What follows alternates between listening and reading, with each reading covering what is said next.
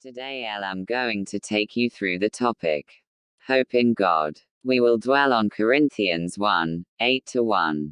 God used Paul to tell Christians the meaning of hope.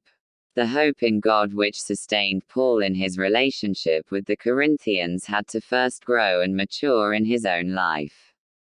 Paul had an experience in Asia during a missionary journey that had caused him to hope only in God. This danger that threatened to take his very life had brought him to the end of himself. He could not rely on himself, for he could do nothing to help himself, but he had to rely totally on God. Paul knew what placing everything in God's hands had done for him. He wanted the Corinthians to place everything, their very existence and all its priorities and activities, in God's hands also. God proves himself totally trustworthy to those who place their life totally in his hands. CIM. We need to learn that it is in realizing a powerlessness within ourselves that we find dependency upon the all-powerful God, working as only he can work in us and in our circumstances.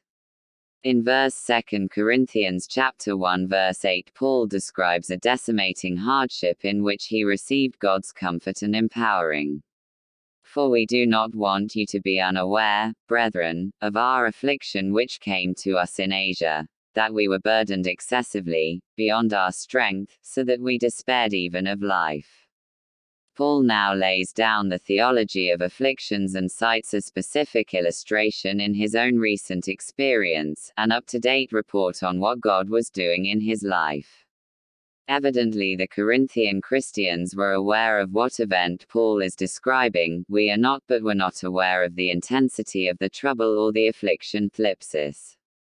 Paul thus tells them not what it was but how it had oppressed him beyond endurance. Paul and his traveling companions had a trial so severe that they were weighted down beyond our power. Paul was being oppressed and hemmed in by affliction of such magnitude that apart from divine intervention he could not hope to survive it. So that we despaired even of life, literally is, we had no way out of life even to live.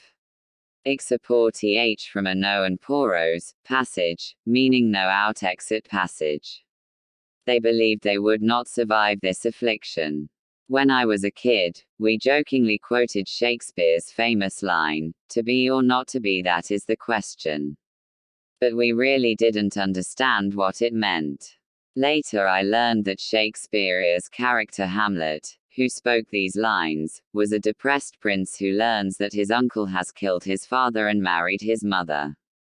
The horror of this realization is so disturb-knotting that he contemplates suicide. The question for him was, to be, to go on living, or, not to be, to take his own life. At times, life's pain can become so overwhelming that we are tempted to despair. Have you ever had a trial too great for you to bear? You're in good company. God has allowed many of his choicest servants to go through the furnace of affliction. Paul said that his persecution in Asia was so intense he despaired even of life. Therefore, brethren, I'll urge you to have strong faith in God until the day Jesus Christ will come for us. Thank very much for listening to these reaching. If you haven't subscribed to this channel, please do so, because a lot of inspirational messages are yet to come.